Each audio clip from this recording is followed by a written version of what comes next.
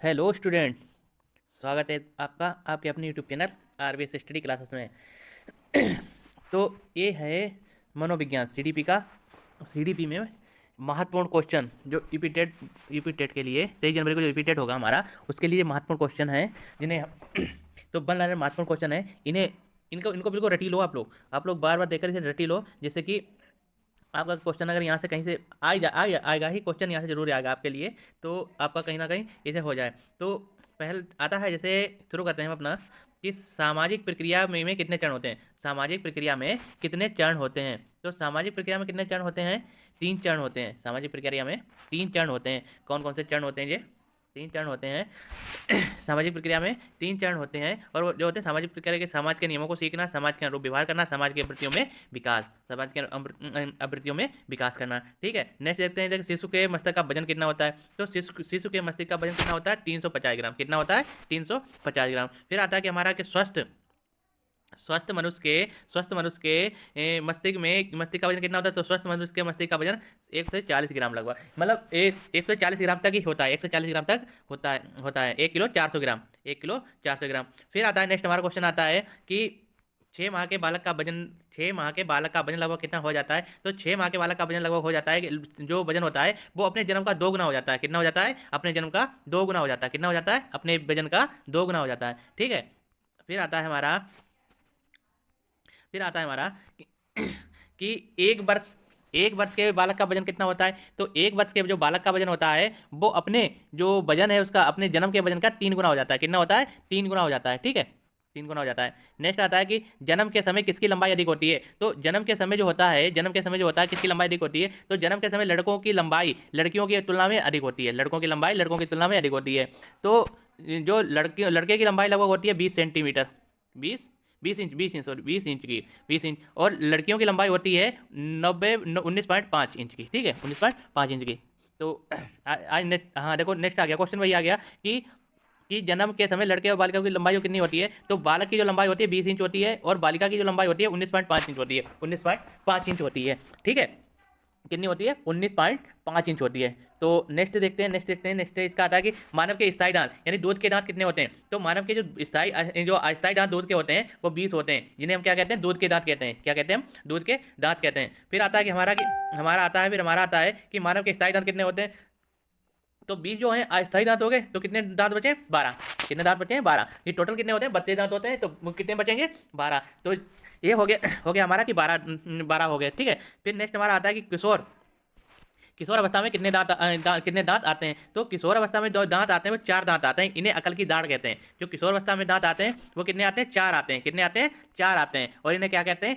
इन्हें कहते हैं दाढ़। इन्हें कहते हैं अकल की दाढ़। क्या कहते हैं? अकल की दाढ़ कहते हैं। ठीक है। नेक्स्ट देखते हैं हम अपने इसे कि बुद्धि का संज्ञात्मक सिद्धांत किसने दिया। तो बुद्धि का जो संज्ञात्मक सिद्धांत दिया है वो जीन पियाजे ने दिया है। किसने दिया है? जीन पियाजे ने दिया है। बुद्धि का संज्ञात्मक सिद्धांत जो किसने दिया है? बुद्धि का जो संज्ञात्मक सिद्धांत किसने दिया है? वो जीन पियाजे ने दिया है। ठीक है, किसने दिया है? जीन पियाजे ने दिया है। नेक्स्ट आता है कि बुद्धि का संवेगात्मक विकास का सिद्धांत किसने दिया।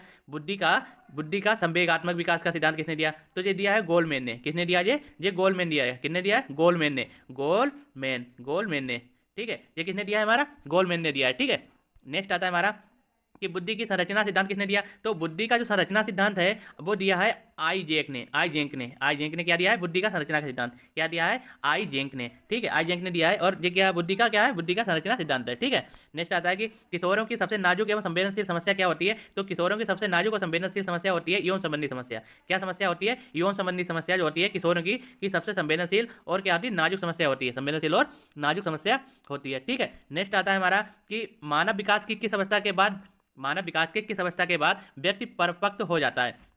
तो जो व्यक्ति परिपक्व होता है वो कब होता है? किशोरावस्था के बाद। किशोरावस्था के बाद जो अवस्था आती है, किशोरावस्था के बाद जो अवस्था होती है, तो उसमें क्या हो जाता है? व्यक्ति क्या हो जाता है? परिपक्व हो जाता है। क्या हो जाता है? परिपक्व हो जाता है। ठीक है। नेक्स्ट आता है शिक्षण की विभिन्न विधियों के प्रयोग के लिए कौन सी अवस्था सर्वाधिक उपयोग है। तो शिक्षण की जो विभिन्न विधियों का प्रयोग के लिए जो विधि आवश्यक मतलब सबसे उपयुक्त विधि है, तो वो बाल्य अवस्था विधि में जरूर, मतलब बाल्य अवस्था जो विधि होती है, बाल्य अवस्था जो अवस्था होती है उसमें सर्वाधिक विधि जो है लगाई जाती है। ठीक है, वो लगाई जाती है। तो नेक्स्ट आता है मैं कौन हूँ मैं क्या हूँ। जैसे मैं कौन हूँ मैं क्या हूँ, आर जैसे प्रबल भावनाएं बच्चे के विकास की किस अवस्था की सूचक होती हैं? किशोरावस्था की। किस अवस्था की सूचक होती हैं? किशोरावस्था की। ठीक है। विकास कभी ना समाप्त होने वाली, समाप्त विकास जो है कभी ना समाप्त होने वाली प्रक्रिया है। ये विचार किस सिद्धांत से संबंधित? ये निरंतरता का सिद्धांत संबंधित है। यह निरंतरता का सिद्धांत से संबंधित है। नेक्स्ट आता है कि शिक्षा मनोविज्ञान एक विज्ञान है। तो ये किसका विज्ञान है? ये मानव व्यवहार का विज्ञान है। ये किसका विज्ञान है? मानव व्यवहार का विज्ञान है। ठीक है। नेक्स्ट आता है कि विकास प्राणी में प्रगतिशील, विकास जो है विकास प्राणी में प्रगतिशील परिवर्तन है जो निश्चित लक्षणों की ओर निरंतर निर्देशित होता रहता है। ये कथन किसका है? ये कथन है ड्रेबर महोदय का। ये कथन किसका है मेरा? ये कथन किसका है? ये ड्रेबर महोदय का कथन है। ठीक है। ये किसका? तो आता है हमारा कि शरीर की जो है सबसे लंबी हड्डी कौन सी है? तो शरीर की जो सबसे लंबी हड्डी है वो हमारी है फीमर। कौन सी है हड्डी? फीमर है। ठीक है।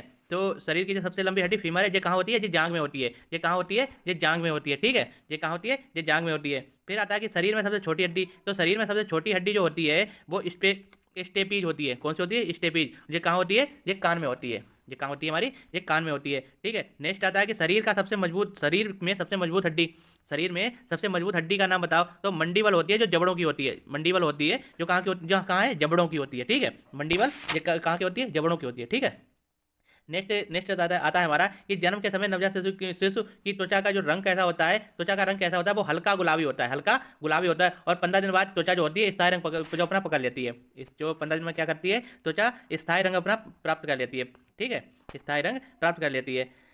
अब आता है नेक्स्ट आता है हमारा कि नवजात शिशु कितने घंटे सोता है? तो जो नवजात शिशु है वो 18 से 20 घंटे सोता है, लेकिन क्या करता है? 2 घंटे जाकर अपनी मांसपेशियों को घुमाता रहता है। यानी 2-2 घंटे में जाकर अपनी मांसपेशियों को घुमाता रहता है। ठीक है। फिर नेक्स्ट आता है हमारा कि बालक का विकास 6 वर्ष तक लगभग कितने प्रतिशत हो जाता है? तो बालक का जो विकास है 6 वर्ष तक लगभग जो होता है 90% हो जाता है। कितने हो जाता है? 90% हो जाता है। ठीक है। 90% हो जाता है। फिर नेक्स्ट हमारा आता है कि बालक का विकास 10 वर्ष में कितना होता है? तो जो बालक का विकास 10 वर्ष में कितना हो जाता है? ये 95% हो जाता है। ये कितना हो जाता है? 95% हो जाता है। और 6 वर्ष में कितना होता था? 6 वर्ष में 90%। 6 वर्ष में 90% होता है। ठीक है। अब नेक्स्ट आता है हमारा कि बाल्य अवस्था में बालक की हड्डी कितनी होती है? तो बाल्य अवस्था में जो बालक की हड्डी होती है वो 270 से 350 तक होती है। 270 से 350 तक होती हैं। ठीक है। तो फिर आता है हमारा कि निःशुल्क एवं बाल शिक्षा अधिकार अधिनियम 2009 किस राज्य में नहीं हुआ है? तो ये नहीं हुआ है, ये जम्मू कश्मीर में नहीं हुआ है। ये किस राज्य में नहीं हुआ है? ये जम्मू कश्मीर में नहीं हुआ है। ठीक है। नेक्स्ट आता है हमारा कि शिक्षा का अधिकार 2009 के तहत निजी विद्यालयों को कितने प्रतिशत सीट आरक्षित करना अनिवार्य है? तो ये 25% सीटें आरक्षित करना अनिवार्य है। कितने परसेंट? 25% जो सीटें क्या है? आरक्षित करना अनिवार्य है। फिर आता है हमारा कि बालकों का भाषी विकास का क्रम क्या होता है? तो बालकों के भाषी विकास का क्रम होता है रोना, बबलाना, फिर हाव भाव। रोना बबलाना और हाव भाव। ठीक है। रोना, बबलाना और हाव भाव। ये क्या है हमारा? बालकों की भाषी क्रम, बालकों का भाषी विकास, भाषी विकास। ठीक है। फिर नेक्स्ट आता है हमारा कि बालक सबसे पहले क्या बोलता है? तो बालक जो सबसे पहले क्या बोलता है? व्यंजन बोलता है। व्यंजन क्या बोलता है? माँ। माँ बोलता है। तो माँ क्या है? माँ एक क्या है? व्यंजन है। माँ क्या है? माँ क्या है? माँ एक व्यंजन है। ठीक है। फिर आता है देखो, फिर आता है हमारा कि बालक सबसे पहले किसकी भाषा को पहचानता है? तो बालक क्या है जो सबसे पहले किसकी भाषा को पहचानता है? बालक जो सबसे पहले अपनी माँ की आवाज़ मतलब माँ की भाषा को पहचानता है। इसे ही मातृभाषा कहते हैं। ठीक है। तो बालक क्या करता है? सबसे पहले अपनी माँ की आवाज़ को पहचानता है और इसे क्या कहते हैं? इसे भाषा कहते हैं, इसे मातृभाषा कहते हैं। ठीक है। फिर नेक्स्ट हमारा आता है कि बालक किस उम्र में वाक्यों द्वारा अपनी बात कह पाता है? तो 5 वर्ष की उम्र में बालक क्या करता है? अपनी बात को कहने लगता है, अपनी बात को कह पाता है। ठीक है। वाक्यों द्वारा अपनी बात को कह पाता है। फिर बताता है कि बच्चों को सबसे पहले भाषा का ज्ञान कहाँ से होता है? बच्चों को सबसे पहले भाषा का ज्ञान कहाँ से होता है? तो बच्चों को सबसे पहले भाषा का ज्ञान होता है वो कहाँ से होता है? अपने परिवार से। कहाँ से होता है? अपने परिवार से होता है। ठीक है। फिर नेक्स्ट आता है हमारा कि छठवीं कक्षा में पढ़ने वाले बालक का शब्द भंडार लगभग कितना होता है? ये 6वीं क्लास में पढ़ने वाले जो बालक होते हैं उनका भंडार होता है 50,000। और 10वीं कक्षा में पढ़ने वालों का भंडार कितना होता है? 90,000 के समथिंग होता है। कितना होता है? 90,000 के समथिंग। देखो आ गया जब क्वेश्चन भी आ गया कि 10वीं कक्षा में पढ़ने वाले बालकों का शब्द भंडार कितना होता है। ठीक है। तो 10वीं कक्षा में जो पढ़ने वाले शब्दों का भंडार होता है वो 80,000 होता है। कितना होता है? 80,000 होता है। ठीक है। और कक्षा 6 में पढ़ने वालों का शब्द भंडार कितना होता है? 50,000। कितना होता है? 50,000। ठीक है। फिर आता है कि लड़का एवं लड़कियों में किसका शब्द भंडार अधिक होता है? लड़का एवं लड़कियों में किसका शब्द भंडार अधिक होता है? तो इस शब्द भंडार लड़कियों में अधिक होता है। किस में अधिक होता है? लड़कियों में शब्द भंडार क्या होता है? अधिक होता है। ठीक है। फिर आता है कि भाषा को सीखने के साधन कौन कौन से हैं? तो भाषा को सीखने के साधन निम्न है। ठीक है। तो पहले क्या साधन है? अनुकरण द्वारा, खेल द्वारा, कहानी सुनकर, वार्तालाप द्वारा, प्रश्नोत्तरी विधि द्वारा और ये प्रश्नोत्तरी विधि द्वारा। ठीक है, ये क्या है, ये भाषा को सीखने के साधन है, भाषा को सीखने के साधन है, भाषा को सीखने के साधन है। एक अनुकरण करके भाषा सीखते हैं, खेल खेल में सीखते हैं, कहानी सुनकर, वार्तालाप करके और प्रश्नोत्तरी विधि द्वारा। ठीक है, प्रश्नोत्तरी विधि द्वारा भाषा सीखते हैं। फिर आता है हमारा कि लड़कियां संकेतों द्वारा बात करना किस उम्र में सीख जाती हैं। तो लड़कियां जो संकेतों द्वारा बात करना सीख जाती हैं वो 6 वर्ष में सीख जाती हैं। कितने वर्ष में? 6 वर्ष में सीख जाती हैं। ठीक है, फिर आता है हमारा कि भाषा के विकास को प्रभावित करने वाले कारक कौन कौन से हैं। तो भाषा के जो विकास को प्रभावित करते हैं वो लिंग, बुद्धि और स्वास्थ्य। लिंग, बुद्धि और स्वास्थ्य ये क्या करते हैं, भाषा के विकास को प्रभावित कर देते हैं। भाषा के विकास को क्या करते हैं, प्रभावित कर देते हैं। लिंग, विकास और बुद्धि। और इसके अलावा और आते हैं कि जनसंचार का माध्यम, सम समूह का प्रभाव, सामाजिक आर्थिक स्थिति, पारिवारिक संबंध, विद्यालय, आस पड़ोस का वातावरण। तो ये क्या करते हैं, ये भाषा को प्रभावित कर देते हैं। ये क्या करते हैं, भाषा को प्रभावित कर देते हैं। फिर आता है हमारा कि मनुष्य और पशु में मुख्य अंतर क्या है। ये मुख्य अंतर खाली बुद्धि का है। किसका है, बुद्धि का। मनुष्य में बुद्धि होती है और पशु में बुद्धि नहीं होती है। तो ये मुख्य अंतर है मनुष्य और पशु का। ठीक है, नेक्स्ट आता है कि बुद्धि को सबसे पहले किसने परिभाषित किया था। बुद्धि को सबसे पहले परिभाषित किसने किया था। तो बुद्धि को सबसे पहले परिभाषित यूनानी दार्शनिकों ने किया था। किसने किया था, यूनानी दार्शनिकों ने। ठीक है, किसने किया था, यूनानी दार्शनिकों ने किया था। फिर आता है हमारा कि आधुनिक काल में बुद्धि को सबसे पहले किसने समझाया। आधुनिक काल में बुद्धि को सबसे पहले किसने समझाया। तो बुद्धि को समझाया अल्फ्रेड बिने ने, और 1904 में। ठीक है, अल्फ्रेड बिने 1904, और कहीं 1905 भी आता है, कहीं पर 1905 भी आता है, लेकिन 1904 लगभग 1905 देख लेना। ऑप्शन जैसा भी हो ऑप्शन, अगर 1904 दिया होगा तो 1905 नहीं दिया होगा, और 1905 दिया होगा तो 1904 नहीं दिया होगा। तो यहाँ पर ये आप लोग देख लेना जैसा ऑप्शन हो। फिर आता है हमारा कि मानसिक आयु के माध्यम से बुद्धि को परिभाषित किसने किया। तो ये भी किसने किया, अल्फ्रेड बिने ने। और अल्फ्रेड बिने ने बुद्धि को क्या किया था, अल्फ्रेड बिने ने बुद्धि को आधुनिक बुद्धि को सबसे पहले समझाया था। अल्फ्रेड बिने ने ही बुद्धि को सबसे पहले समझाया था, और इन्होंने क्या किया था, मानसिक बुद्धि को प्रभावित किया था। ठीक है, इन्होंने बताया कि बुद्धि 2 प्रकार की होती है। एक तो होती है मानसिक बुद्धि, और दूसरी होती है वास्तविक बुद्धि। पहली एक तो बताया इन्होंने, मानसिक बुद्धि होती है, दूसरी होती है वास्तविक बुद्धि। वास्तविक बुद्धि। ठीक है, दूसरी होती है हमारी वास्तविक बुद्धि। फिर आता है हमारा यह वास्तविक बुद्धि। ठीक है, दूसरी होती है हमारी वास्तविक बुद्धि। ठीक है, फिर आता है हमारा अल्फ्रेड बिने जो है किस देश के निवासी थे। तो अल्फ्रेड बिने जो निवासी थे फ्रांस के। कहाँ के निवासी थे, फ्रांस के। ठीक है, फिर आता है अल्फ्रेड बिने किस भाषा के प्रोफेसर थे। अल्फ्रेड बिने जो किस भाषा के प्रोफेसर थे, वो मनोविज्ञान के थे। किसके प्रोफेसर थे, मनोविज्ञान के थे। ठीक है, नेक्स्ट हमारा आता है कि बुद्धि का एक कारक सिद्धांत किसने दिया। वे अल्फ्रेड बिने ने दिया। किसने दिया, अल्फ्रेड बिने ने दिया। और इनके जो सहयोगी थे स्टर्न, टर्मन और साइमन। इनके क्या थे, ये सहयोगी थे। बुद्धि को दो कारक सिद्धांत किसने दिया। बुद्धि का 2 कारक सिद्धांत किसने दिया, स्पीयरमैन ने। 2 कारक सिद्धांत किसने दिया, स्पीयरमैन ने। ठीक है, बुद्धि का 2 कारक सिद्धांत किसने दिया, स्पीयरमैन ने। तो बुद्धि के 2 कारक सिद्धांत कौन कौन से थे। ठीक है, बुद्धि के जो 2 कारक सिद्धांत थे वो कौन कौन से थे। तो वो थे, एक तो जी फैक्टर, जी कारक सिद्धांत, और दूसरा था एस कारक सिद्धांत। दूसरा था हमारा एस कारक सिद्धांत। ठीक है, नेक्स्ट आता है हमारा कि गणित का सीखा हुआ ज्ञान भौतिक विज्ञान सीखने में सहायक होता है। ये कौन सा अधिगम कहलाता है, ये धनात्मक अधिगम कहलाता है, धनात्मक स्थानांतरण कहलाता है। ये क्या कहलाता है हमारा, धनात्मक स्थानांतरण कहलाता है। ठीक है, ये हमारा क्या कहलाता है, धनात्मक स्थानांतरण कहलाता है। ठीक है, नेक्स्ट आता है हमारा शैक्षिक समस्याओं का सर्वोत्तम समाधान हो सकता है। शैक्षिक समस्याओं का सर्वोत्तम समाधान हो सकता है तो क्या हो सकता है, सामूहिक परिचर्चा क्या होती है, सामूहिक परिचर्चा क्या होती है, शैक्षिक समस्याओं का समाधान होता है। इसमें शैक्षिक समस्याओं का समाधान हो जाता है। फिर आता है हमारा कि स्थानांतरण में सामान्यीकरण का सिद्धांत किस शिक्षा मनोविज्ञान ने प्रस्तुत किया था। ठीक है, तो ये किया था C.H. जूड ने किया था। फिर आता है हमारा कि मस्तिष्क द्वारा अपनी स्वयं की क्रियाओं को निरीक्षण किस विधि द्वारा किया जाता है। तो ये किया जाता है आत्मनिरीक्षण विधि द्वारा। किस विधि द्वारा, आत्मनिरीक्षण विधि द्वारा किया जाता है। ठीक है, नेक्स्ट हमारा आता है कि निर्देशन का क्या अर्थ है। निर्देशन का अर्थ है कि छात्रों को अपनी समस्या सुलझाने हेतु सहायता देना। ये क्या है, छात्रों को अपनी समस्या सुलझाने हेतु सहायता देना। ये क्या है, निर्देशन का अर्थ है। ठीक है, फिर आता है कि बच्चों में बौद्धिक विकास की 4 विशिष्ट अवस्थाओं की पहचान की जाती है, वो पियाजे द्वारा की जाती है। बच्चों में बौद्धिक विकास की 4 विशिष्ट अवस्थाओं की पहचान की गई है, वो किसके द्वारा, पियाजे द्वारा की गई है। ठीक है, नेक्स्ट आता है हमारा कि विकास कभी ना समाप्त होने वाली प्रक्रिया है। विकास क्या है? कभी ना समाप्त होने वाली प्रक्रिया है। ये किससे संबंधित? ये निरंतरता का सिद्धांत है। ये किससे संबंधित है? ये निरंतरता का सिद्धांत से संबंधित है। ठीक है।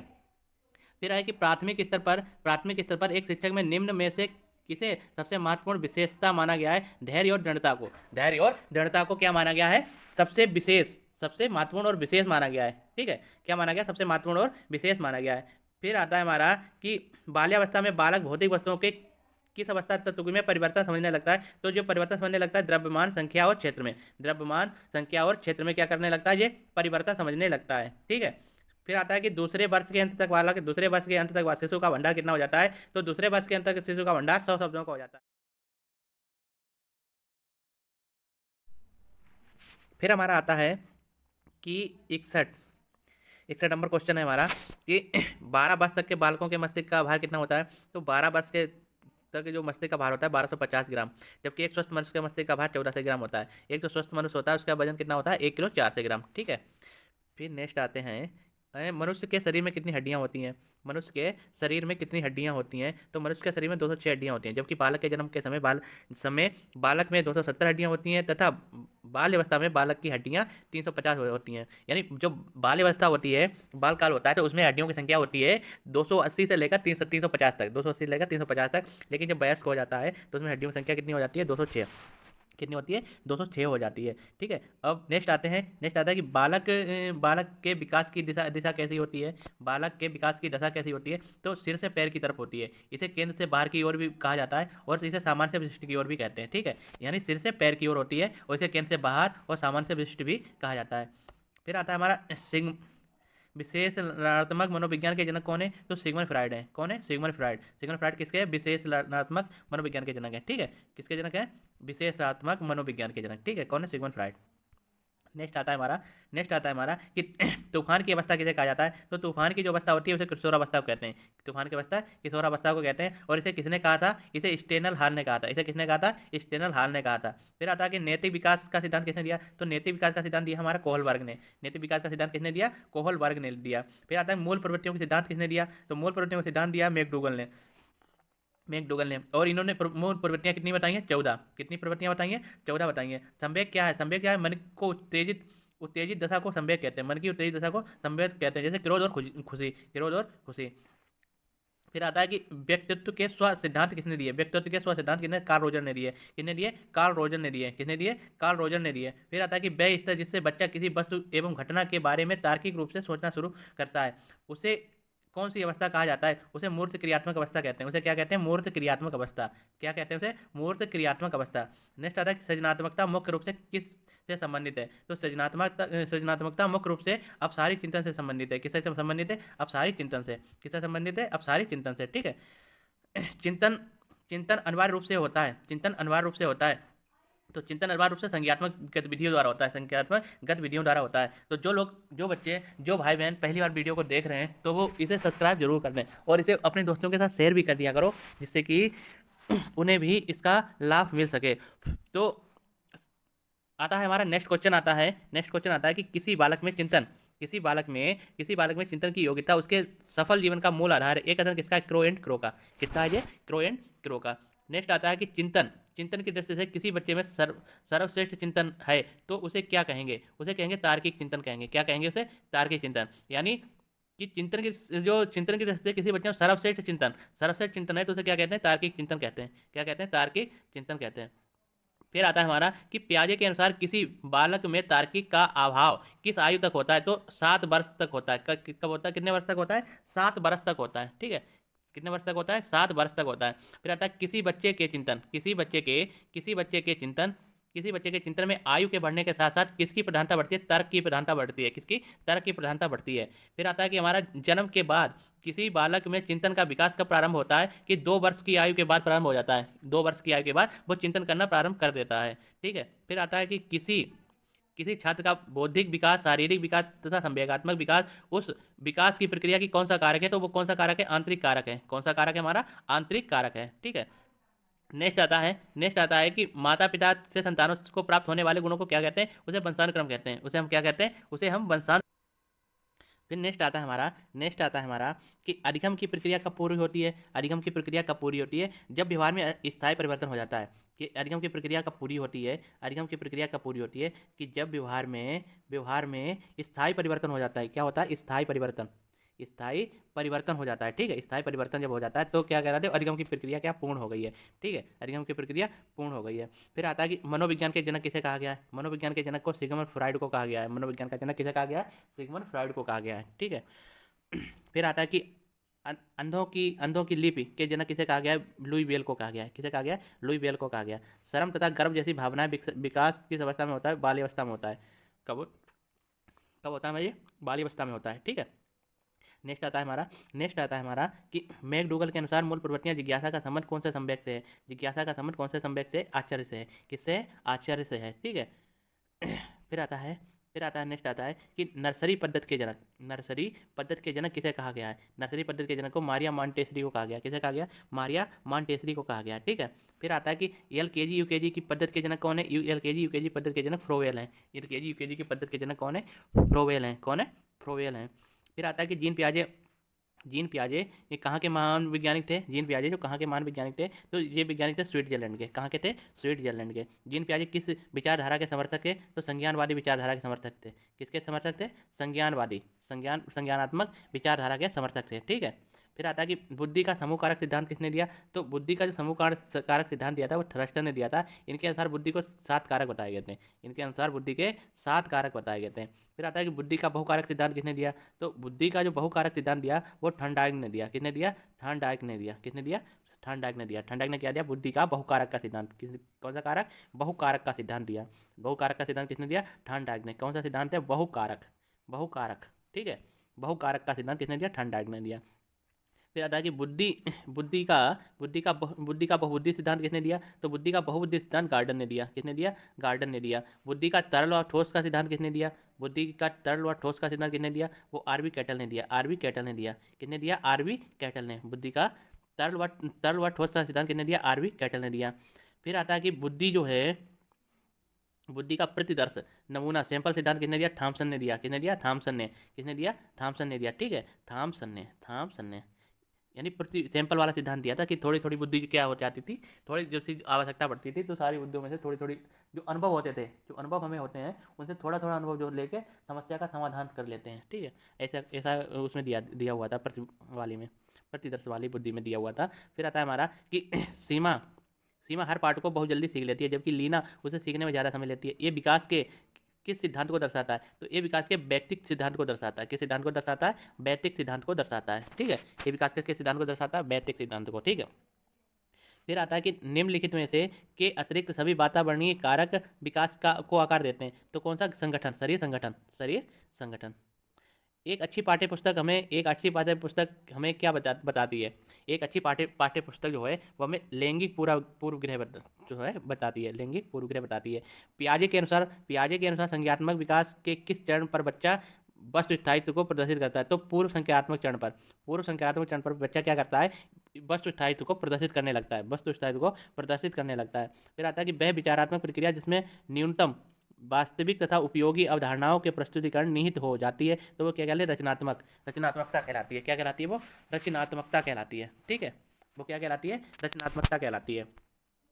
फिर आता है आज का 100वां क्वेश्चन यानी माता पिता से वंशजों में स्थानांतरित होने वाले लक्षणों को क्या कहा जाता है? अनुवांशिक कहा जाता है। तो इस सीरीज में अभी हम जो है 150 क्वेश्चनों को लेंगे। 150 क्वेश्चनों को लेंगे और 150 क्वेश्चनों को कल हम करेंगे। कल वीडियो में जो नया वीडियो बनेगा नेक्स्ट वीडियो में इसे करेंगे, ठीक है। तो ये 300 क्वेश्चनों की सीरीज है। बहुत महत्वपूर्ण इंपॉर्टेंट सीरीज जो है आपके द्वारा बहुत ही मेहनत से हम इसे आपके लिए तैयार किया है। तो आप लोग जितना हो सके लाइक और कमेंट और इसे सब्सक्राइब भी कर दिया करें, ठीक है।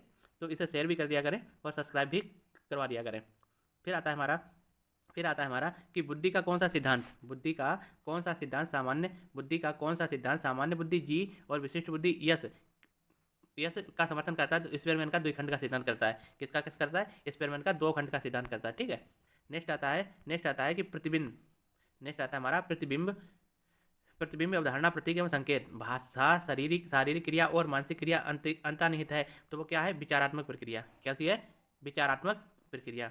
फिर आता है कि वह प्रक्रिया वह प्रक्रिया जिसके द्वारा माता पिता ये अनुमान लगाते हैं कि उनके बच्चे में सभी सकारात्मक गुण हैं, क्योंकि एक गुण सकारात्मक है कहलाता है, क्या कहलाता है, परिवेश का प्रभाव कहलाता है। क्या कहलाता है हमारा, परिवेश का प्रभाव कहलाता है। फिर आता है हमारा कि एक समूह की बनावट का अध्ययन करने में प्रयुक्त होता है समाजमिति विधि, समाजमिति विधि, ठीक है। सफल साक्षात्कार के लिए आवश्यक है, सफल साक्षात्कार के लिए आवश्यक है आत्मिकता का स्थान, आत्मिकता का स्थान, क्या आवश्यक है, आत्मिकता का स्थान, ठीक है।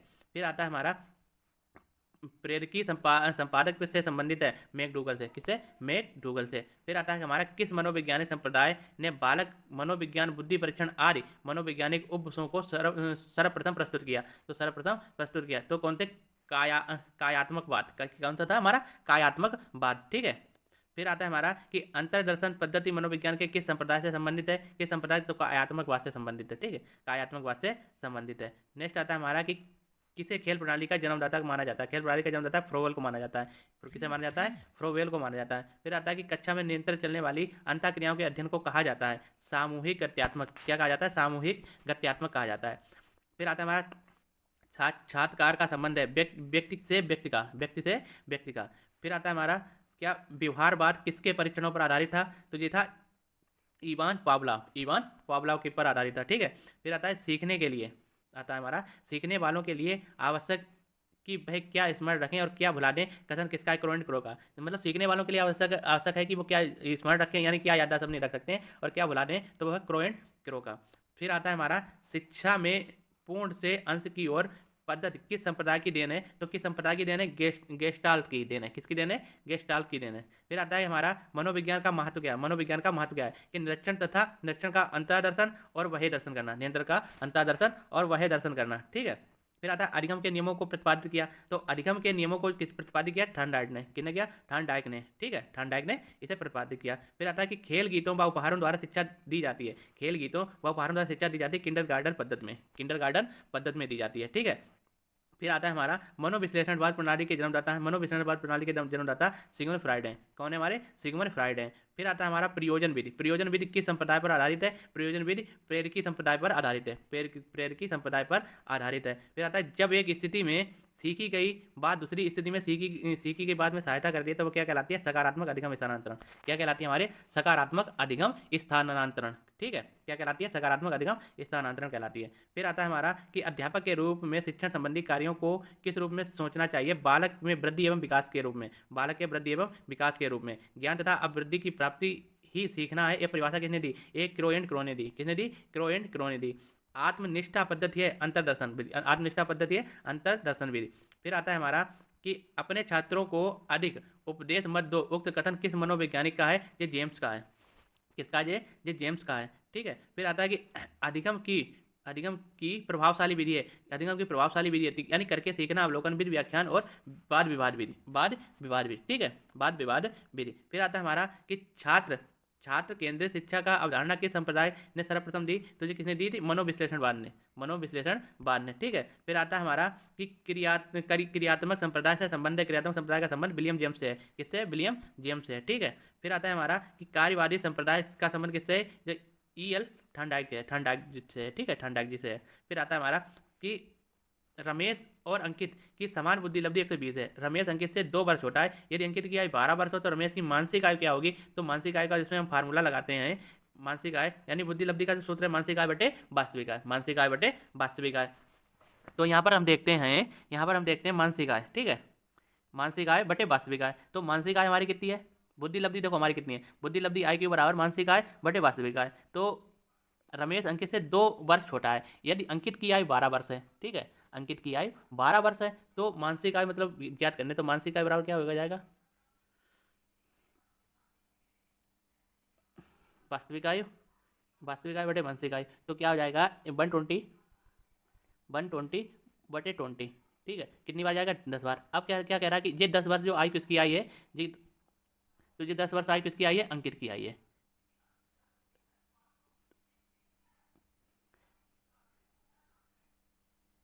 ठीक है। अब नेक्स्ट आता है हमारा कि छात्र की प्रयोगात्मक दक्षता का आकलन का यथोचित रूप है, वो क्या है, अवलोकन है, क्या है, अवलोकन है।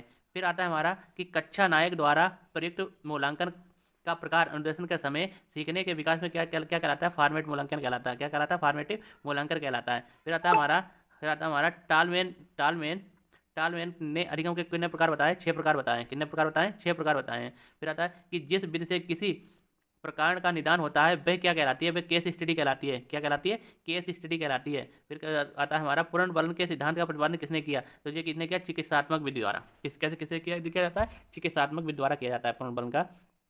फिर आता है हमारा इदम ईगो व सुपर ईगो की अवधारणा के जन्मदाता कौन थे? फ्राइड थे। कौन थे? फ्राइड थे।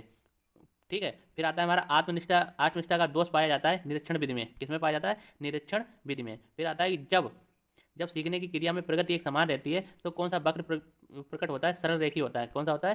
सरल रेखी होता है। ठीक है। फिर आता है कि बाल अपराधियों के उपचार क्या क्या हैं? बाल अपराधियों के उपचार क्या क्या हैं? तो बाल अपराधियों को उपचार है मनोवैज्ञानिक विधि द्वारा, सामाजिक विधि द्वारा, वैधानिक विधि द्वारा। ठीक है। वैधानिक विधि द्वारा, समाज शास्त्री विधि द्वारा। फिर आता है हमारा कि समस्यागत बालक कौन से होते हैं? तो वे बालक जिनके व्यवहार में ऐसी कोई असमान बात होती है जिसके कारण समस्याग्रस्त बालक बन जाते हैं। जैसे कक्षा में देर से आना।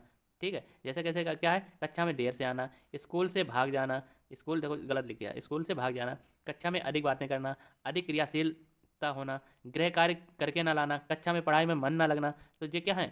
ये क्या है हमारे कि असामान्य बालक की लक्षण, असामान्य बालक के लक्षण है। फिर आता है कि व्यक्तिगत विकास की अवस्था है तो अधिगम एवं बुद्धि। अधिगम एवं बुद्धि तो क्या है? अधिगम एवं बुद्धि क्या है? अधिगम एवं बुद्धि क्या है? व्यक्तिगत विकास की। फिर आता है हमारा नेक्स्ट आता है कि विकास में वृद्धि का तात्पर्य, विकास में वृद्धि का तात्पर्य किस क्या है? आकार सोच व समझ कौशलता में वृद्धि, आकार सोच समझ कौशल में वृद्धि। ठीक है। फिर आता है परिपक्वता का संबंध है, परिपक्वता का संबंध किससे? विकास से। किससे? हमारा विकास है। तनाव एवं क्रोध की अवस्था है, तनाव एवं क्रोध की अवस्था किशोरावस्था है। ठीक है। बालक का जो विकास का परिणाम क्या है? बालक के विकास का परिणाम है वंशानुक्रम एवं वातावरण की अंतःक्रिया से, वंशानुक्रम व वातावरण की अंतःक्रिया से।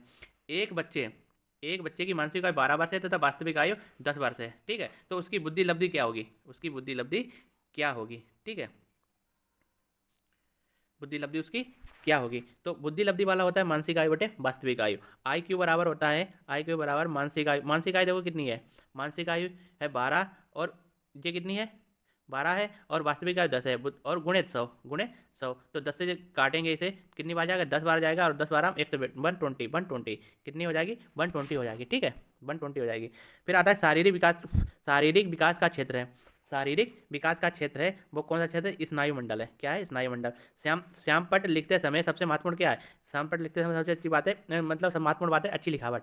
क्या है? अच्छी लिखावट। फिर आता है वह कौन सी अवस्था है जब बच्चा तार्किक रूप से वस्तुओं व घटनाओं के विषय में चिंतन करना प्रारंभ कर देता है? मूर्त संख्यात्मक अवस्था। कौन सी अवस्था है? मूर्त संख्यात्मक अवस्था। और ये 7 से 11 वर्ष के बालकों में होती है, ये 7 से 11 वर्ष के बालकों में होती है। फिर आता है हमारा कि वह कौन सी जगह है जहाँ बच्चे को संज्ञानात्मक विकास को सबसे बेहतर तरीके से प्रभावित किया जाता है? तो वह कौन सी जगह होती है? वो विद्यालय एवं कक्षा होती है। वो कौन सी होती है? विद्यालय एवं कक्षा होती है। और इस आज के वीडियो का बिल्कुल लास्ट क्वेश्चन, आज के वीडियो का लास्ट क्वेश्चन, यानी बच्चे दुनिया के बारे में अपनी समझ का सृजन करते हैं, इसका श्रेय किस विद्वान को जाता है? जीन पियाजे को जाता है, जीन पियाजे को जाता है। तो ये तो आज के लिए हमारे 150 क्वेश्चन, सुपर फास्ट 150 क्वेश्चन थे और नेक्स्ट के सुपर फास्ट 150 क्वेश्चन हम कल के वीडियो में करेंगे। ठीक है। तो आप जो बच्चे पहली बार चैनल को देख रहे हैं तो चैनल को सब्सक्राइब और कमेंट लाइक जरूर कर दिया करें और इसे शेयर भी कर दिया करें बच्चों के साथ, इसे अपने दोस्तों परिवार और रिश्तेदारों में इसे शेयर भी कर दिया करें। ठीक है। तो आज के लिए इतना ही, अब नेक्स्ट वीडियो में मिलते हैं। बहुत बहुत धन्यवाद। Thank you.